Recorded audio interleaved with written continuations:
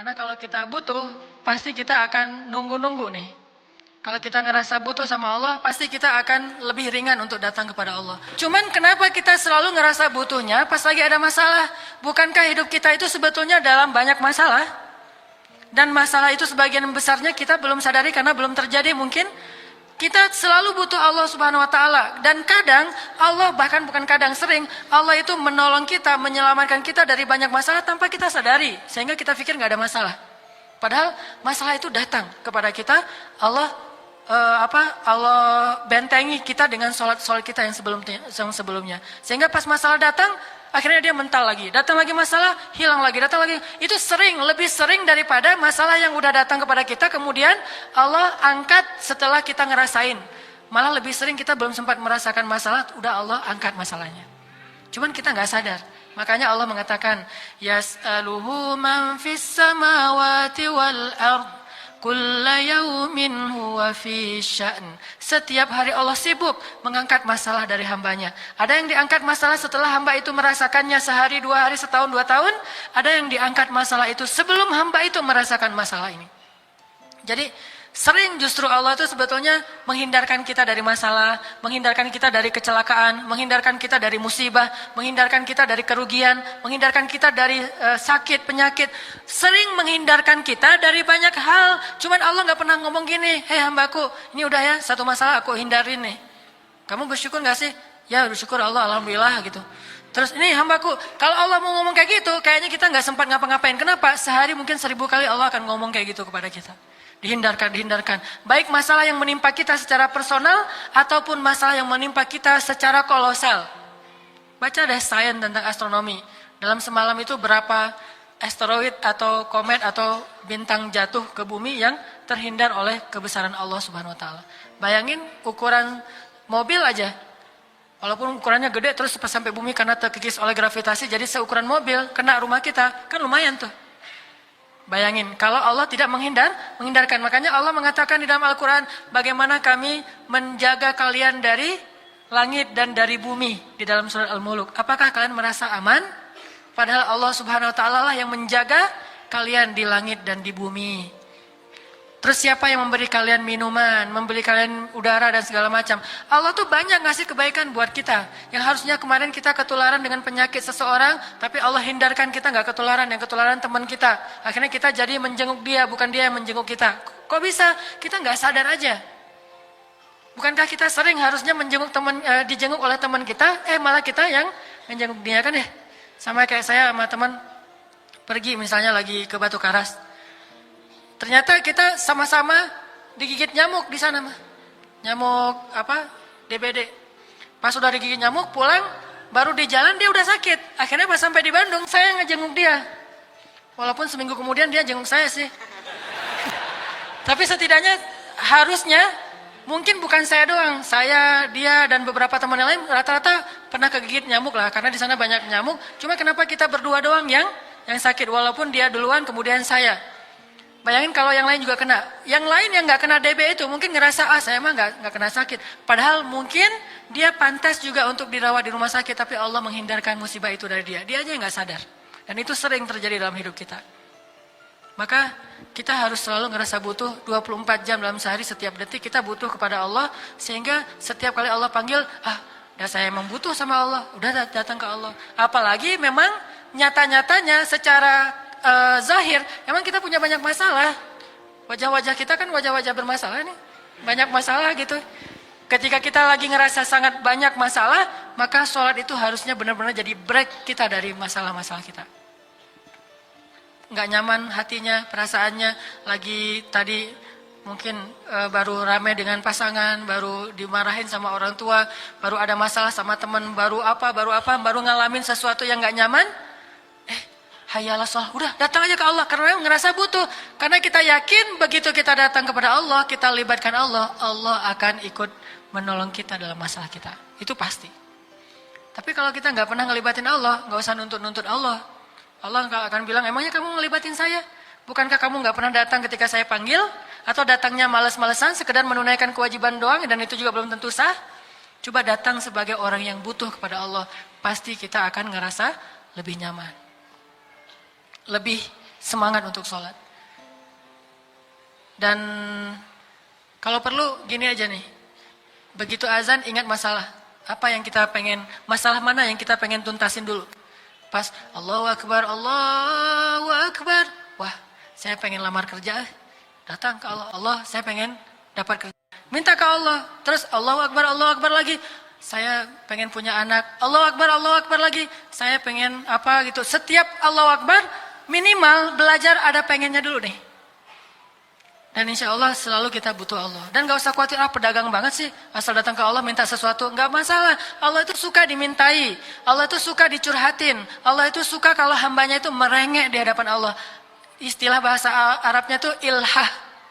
Allah itu suka kepada hamba yang suka ilham. Tapi bukan bermain-main dengan Allah. Karena kita ngerasa Allah mah tempat segala meminta.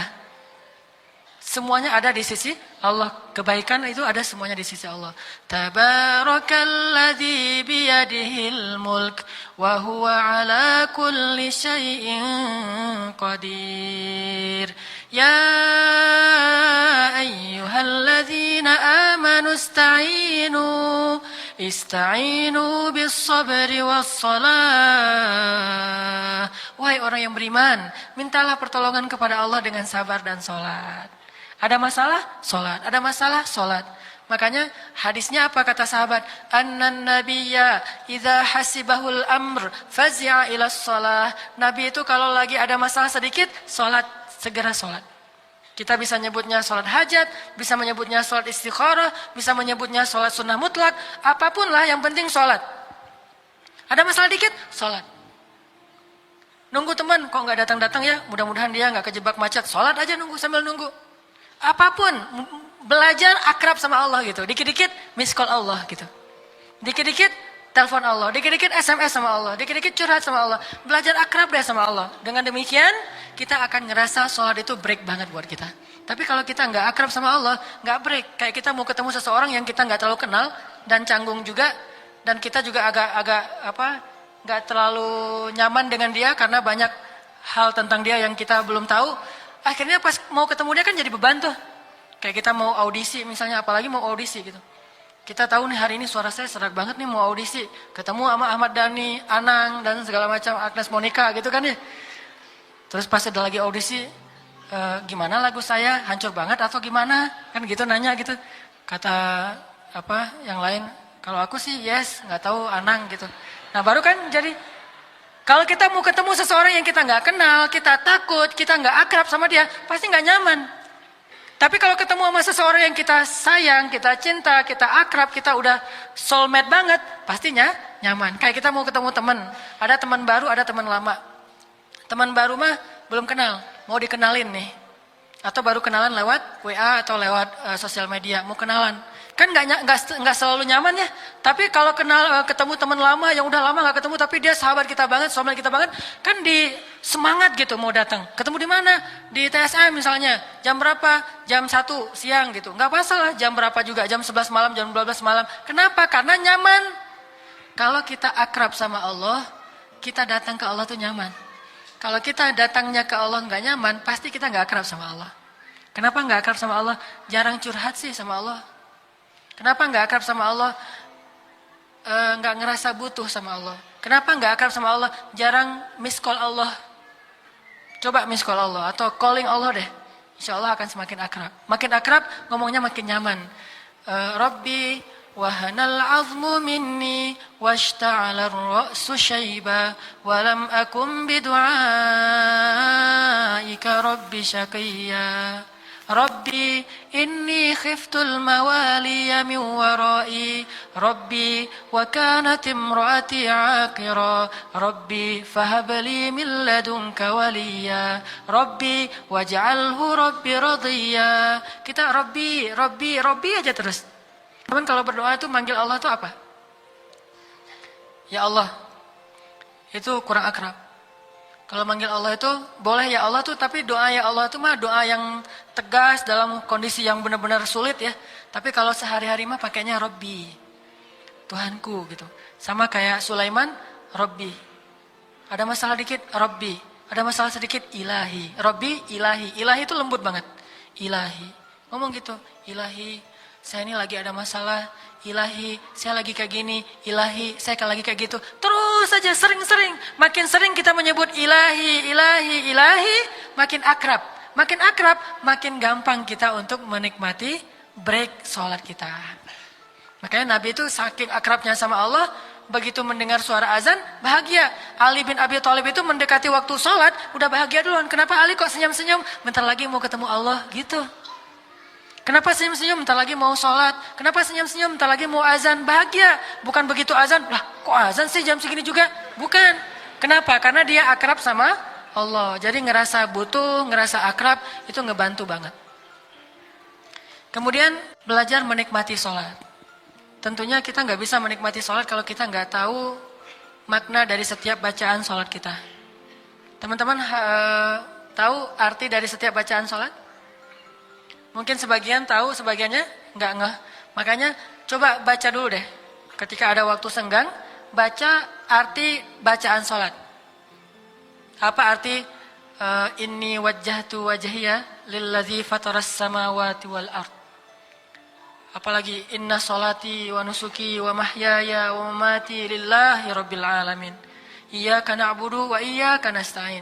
Subhana rabbiyal azimi wa bihamdihi. Rabbana lakal hamdu hamdan katsiran tayyiban mubarakan fi. Apalagi kalau kita tahu bukan cuma artinya, tapi keutamaan dari setiap zikir itu. Itu akan menikmati banget. Kita tahu keutamaannya. Sama kayak kita menikmati sebuah lagu yang kita banget. Lagu yang kita banget. Atau film yang kayak ngisahin masa lalu kita. Pernah nonton yang tenggelamnya kapal Van der Wijk? Saya nonton itu kayak nonton diri sendiri misalnya gitu ya. Kenapa? Itu mah saya banget. Akhirnya sekarang saya survive, jadi sastrawan. Sejak saya jadi sastrawan, saya banyak karya-karya. Akhirnya dia jadi datang lagi ke saya, pengen balik lagi. Cuman sudah tertutup pintu hati saya buat dia misalnya. Nah coba gimana orang baper nonton film yang dia banget. Karena dia tahu ceritanya, alurnya. Begitu juga baper ketika dengerin lagu yang liriknya dia banget. Begitu juga kalau kita menghafal dan tahu makna dari zikir sholat kita, itu akan jauh lebih menghayati. Apalagi kalau kita tahu fadilahnya. Fadilah membaca surat ini, fadilah membaca zikir ini. Kita akan pakai semua itu termasuk doa ketika sholat, sesuai dengan masalah. Begitu ada masalah, oh doanya ini, ada masalah itu doanya. Jadi variatif, sholat kita tuh kaya gitu. Enggak monoton itu aja, asal sujud pasti subhana rabbiyal a'la, subhana rabbiyal a'la. Itu mah udah di luar kepala jadi enggak menghayati. Coba tambahin subhana rabbiyal a'la wa bihamdi plus doa yang kita lagi ada masalah. Contoh masalah hutang gitu. Allahumma inni a'udzubika minal hammi wal hazan wa minal termasuk min ghalabatid dain wa qaharir rijal. Sama kayak saya misalnya sholat menjelang perform. Mau ceramah misalnya. Berarti sholat itu saya doanya apa? Rabbi syrah li sadri wa yassir li amri wahlul 'uqdatan min lisani. Wahlul 'uqdatan min lisani diulang berkali-kali supaya saya mudah menyampaikan kebenaran yang Al-Qur'an dan hadis sehingga bisa diterima dan menjadi amal jariah. Ini sesuai dengan request kita banget. Artinya kita hafal dan tahu artinya. Dan tahu fadilahnya. Contoh fadilah membaca Rabbana lakal hamdu hamdan katsiran tayyiban mubarakan fih. Itu sama dengan kalau kita baca itu malaikat berebut untuk mencatat, ya.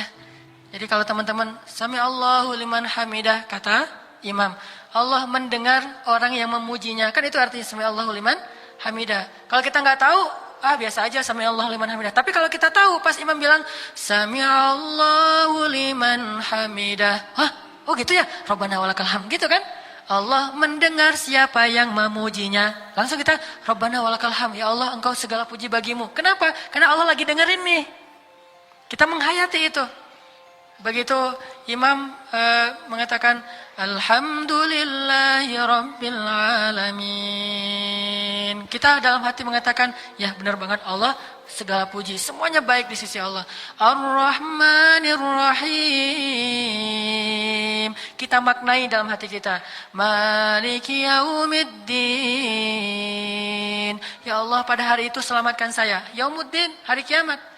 Iyyaka na'budu wa iyyaka nasta'in. Kita bilang dalam hati kita, emang siapa lagi selain Engkau ya Allah? Kan di situ mengatakan hanya kepadamu kami menyembah, hanya kepadamu kami memohon pertolongan. Terus kita membatin, siapa lagi selain engkau ya Allah? Engkaulah satu-satunya. Kalau kita sibuk kayak gitu, sholat kita tuh akan nikmat banget. Sholat kita tuh akan dihayati banget. Sehingga karena kita menikmati sholat, kita jadi larut. Ketika kita larut, perasaan kita larut, spiritual kita larut, Allah Subhanahu wa Ta'ala akan mendatangkan ketenangan. Yang ketenangan itu sebetulnya solusi paling konkret untuk masalah-masalah kita. Nih, ada contoh dari generasi tabi'in. Namanya Urwah bin Zubair. Tahu Urwah bin Zubair? Anak siapa? Anak Pak Zubair. Urwah bin Zubair. Cucunya siapa? Cucunya Abu Bakar As-Siddiq. Generasi kedua, namanya generasi tabi'in.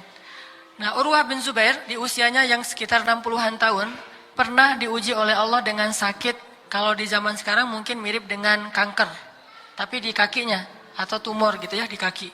Sehingga para tabib yang diundang ke istana raja, waktu itu dia lagi diundang ke istana raja di Damaskus, sampai di sana ketahuan dia sakit, akhirnya dirawat di sana di Damaskus, nggak pulang ke Madinah. Raja ngundang tabib-tabib ahli dari semua negeri termasuk dari Cina gitu. Kalau sekarang mungkin dokter spesialis. Ngundang nih dokter-dokter. Pas diundang di istana raja, para dokter ini, tim dokter menyimpulkan kakinya Urwah harus diamputasi. Kenapa? Karena tumornya itu udah tumor ganas. Kalau nggak diamputasi, nanti virusnya, bakterinya akan menjalar ke seluruh tubuh. Akhirnya mereka bilang ke Urwah, ya Urwah, kakimu itu sudah parah dan harus diamputasi. Bagaimana pendapatmu? Kata Urwah, lakukanlah apa yang menurut kalian baik. Saya berlindung kepada Allah SWT. Udah, akhirnya siap nih, tim dokter udah siap mau amputasi Urwah. Dibaringkanlah Urwah di atas tempat tidur. Lalu mereka bawa satu botol minuman khamar. Kata tabib, ya Urwah, minum ini. Apa ini? Kata Urwah, ini khamar. Ma'azallah, kata Urwah, demi Allah saya tidak akan minum khamar. Kata dokter-dokter, ini minum ini supaya kamu teler sehingga gak merasakan sakit ketika dipotong kakimu. Kata dia, demi Allah saya tidak mau sembuh dengan cara yang Allah tidak ridhoi. Lagi pula kalau pikiran saya hilang, bagaimana saya akan mengingat Allah? Kata Urwah, ya udah kalau kamu nggak mau dengan barang yang haram, ini ganti aja bius. Tadi ditawarin pertama kamar nggak mau, sekarang bius. Kami kasih kamu bius, dia kayak apa? Diusap di wajahnya, di hidungnya, kemudian dia nanti pingsan. Ini apa ini bius? Kalau kamu pakai ini, kamu akan pingsan, nggak sadarkan diri, sehingga kamu nggak ngerasain sakit ketika diamputasi. Apa kata Urwah? Demi Allah, sakit itu adalah kifarat dosa. Dan saya tidak mau kehilangan kifarat dosa dengan cara tidak merasakan sakit ketika dipotong kaki saya. Saya akan belajar, bersabar, sehingga rasa sakit itu akan mengkifarat dosa-dosa saya. Kalau kita bilangnya, kifarat dosa kan banyak. Bisa istighfar, bisa taubat, bisa ngapain harus gitu-gitu amat kan ya? Enggak, orang-orang soleh enggak akan memilih untuk mendapatkan kebaikan apapun, karena saking tamaknya kepada kebaikan dia ambil apapun kesempatannya. Saya mau ngerasain sakit supaya mengkifarat dosa, kata dia. Terus gimana ini? Enggak mau pakai bius? Enggak mau minum khamar, apalagi? Ya udah, panggil orang-orang, laki-laki banyak dipanggil masuk ke ruang itu. Kata Urwah, ngapain tuh laki-laki pada masuk ke sini? Untuk memegang kamu supaya kamu tidak meronta-ronta ketika dipotong kakimu. Demi Allah saya tidak butuh mereka. Udah suruh keluar aja. Terus gimana? Saya akan sholat aja. Mudah-mudahan dengan sholat saya akan kuat. Bayangin, sholat itulah biusnya. Begitu mau dipotong, udah disiapin pisau untuk kulit, pisau untuk daging, dan gergaji untuk tulang. Gergaji loh. Dan gergajinya tuh bukan gergaji kedokteran yang canggih sekarang. Gergaji besi itu tuh. Ditaruh di sebelah Urwah. Urwah ngeliatin, oh ini alat-alatnya. Wah ini sholatnya harus panjang, ini mah 1 juz. Soalnya alatnya manual semua kan, jadi lama. Jadi sholatnya harus 1 juz. Allah, begitu saya udah sholat nanti kalian potong, kata Urwah. Ya, Allahu Akbar, sholat. Dalam satu riwayat disebut dia sholat, dalam satu riwayat disebut dia berzikir. Allahu alam. Dia sholat nih. Begitu mulai sholat, dokternya yang takut, dokternya yang khawatir nih, gimana nih? Belum pernah, yang ngilu itu justru dokternya. Bukan pasiennya gitu. Mulai diiris dikit-dikit.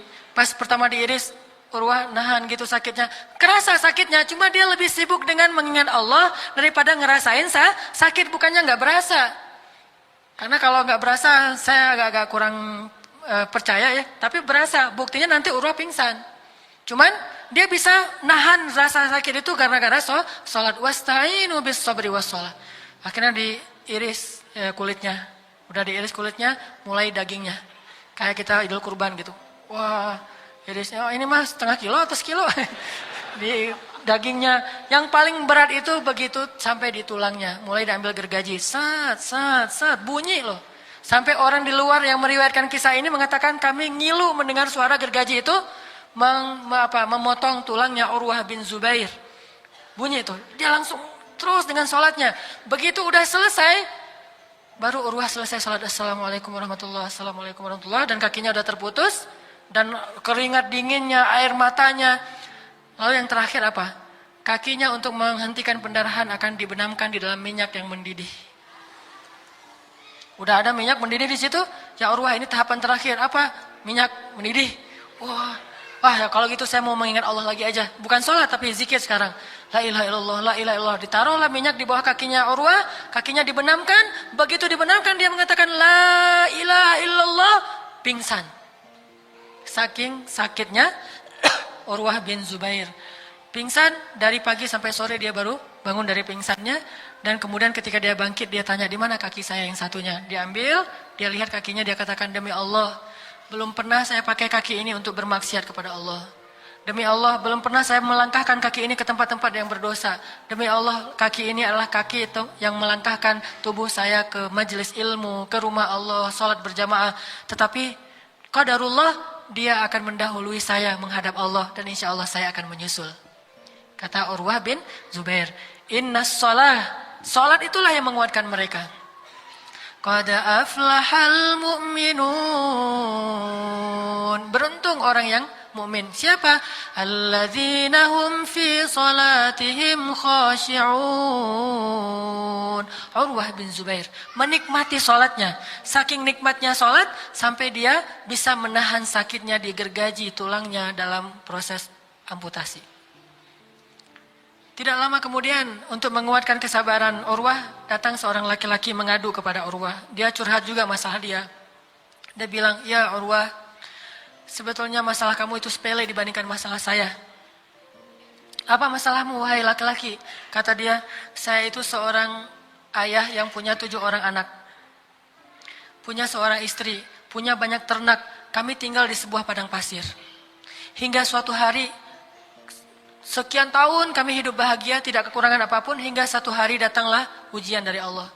Hari itu terjadi badai padang pasir dan kita tahu badai padang pasir itu bisa menenggelamkan kota ya, bukan cuma rumah, kota aja tenggelam gitu. Riyadh, ibu kota Arab Saudi itu sering setengahnya itu hilang gara-gara badai padang pasir. Nah, terjadi badai padang pasir sampai akhirnya dalam badai itu saya kehilangan istri saya kehilangan 6 orang anak saya kehilangan rumah saya, dan saya kehilangan seluruh ternak-ternak saya kecuali tinggal 1 onta saja. Jadi yang masih selamat cuma 1 anak yang paling kecil masih bayi sama 1 ekor onta. Rumahnya habis. Istrinya hilang, nggak tahu di mana. Anak-anaknya juga hilang. Dia cari-cari nggak temu, udah tertimbun dengan pasir dan meninggal dunia dalam 1 hari. Kehilangan 6 orang anak dan 1 orang istrinya. Pas sudah sore, akhirnya saya bawa bayi saya naik di atas onta. Saya pergi dari negeri itu karena saya tidak sanggup lagi tinggal di sana. Pergi sore harinya dia pergi. Ketika sampai malam hari anak saya menangis karena pengen susu, pengen makan. Akhirnya saya ambil susu onta, saya minumkan kepada bayi saya. Begitu saya lagi meminumkan susu kepada bayi saya, onta saya pergi, kata dia. Onta saya lari. Akhirnya karena onta itu adalah kendaraan satu-satunya yang kami miliki, saya kejar onta itu, saya tinggalkan anak saya di bawah pohon, saya kejar onta itu. Malam hari itu. Di malam ketika habis kejadian musibah, kehilangan istri dan anak-anaknya. Saya kejar unta itu. Begitu saya kejar unta, tiba-tiba saya mendengar suara bayi saya menangis kencang. Saya lihat ke arah bayi saya, ternyata serigala sudah menerkam kepala bayi saya di depan matanya. Saya kejar serigala itu, dia bawa lari. Bayangin bayi kita, anak laki-laki kita yang paling kecil, satu-satunya yang tersisa, dibawa lari serigala di depan mata kita tuh gimana? Adrenalin kita tuh. Gak usah gitu, ngeliat YouTube yang orang dimakan serigala when animals attack itu kan ya. Kan banyak tuh kasus-kasus termasuk di India yang harimau makan orang gitu kan. Itu aja ngelihatnya, wah jadi panas tubuh kita gara-gara adrenalin kita dipacu kan. Gimana kalau anak sendiri? Dengan rasa sedih yang belum hilang dari tadi siang. Anaknya dibawa oleh serigala, dibawa lari, dikejar. Gak ketemu, pas ketemu ternyata udah dicabik-cabik, udah meninggal dunia dan serigalanya pergi. Sedih lagi dia. Setiap kali dia sedih dia bilang apa? Innalillah wa inna ilaihi raji'un. Alhamdulillah ya ala kulli hal. Segala puji bagi Allah atas segala nikmat. Pokoknya ada aja nikmat walaupun diambil sebagian tapi yang tersisa masih banyak. Dia kehilangan istrinya, innalillahi wa inna ilaihi rajiun. Kehilangan anak-anaknya juga kayak gitu. Kehilangan unta-untanya juga gitu. Yang terakhir kehilangan bayinya. Malam itu dia terkatung-katung di tengah padang pasir, dia cari-cari ontanya, ketemu nih ternyata lagi nyari-nyari, ketemu ontanya lagi berdiri di suatu tempat, dia dekati unta itu, begitu dia dekati untanya, dia ditendang oleh unta itu di wajahnya sehingga matanya buta dua-duanya. Di malam yang sama, buta matanya, untanya pergi, akhirnya dia berjalan seorang diri, ketemu dengan seorang musafir, dibawalah ke Damaskus, dan dia ceritakan, dalam satu hari saya kehilangan semua yang saya cintai dalam hidup saya. Istri saya, anak saya, bayi saya, harta saya, rumah saya, unta-unta saya, bahkan kedua mata saya hilang. Dalam satu hari itu beruntun selama 12 jam berturut-turut. Tapi tahukah apa yang saya ucapkan? Alhamdulillah.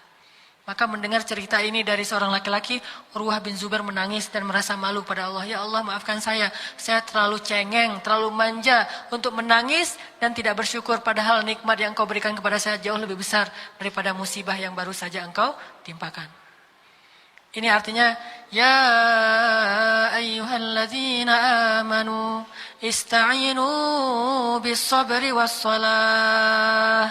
Minta pertolongan Allah dengan sabar dan salat. Insya Allah kalau kita menikmati salat kita, ada hajat yang kita pengen adukan kepada pemilik alam semesta, salat kita akan jadi break. Ada hajat. Tapi kalau kita nggak ngerasa butuh apapun, nggak punya hajat kepada Allah, kita nggak akan ngerasa salat kita itu cuma beban.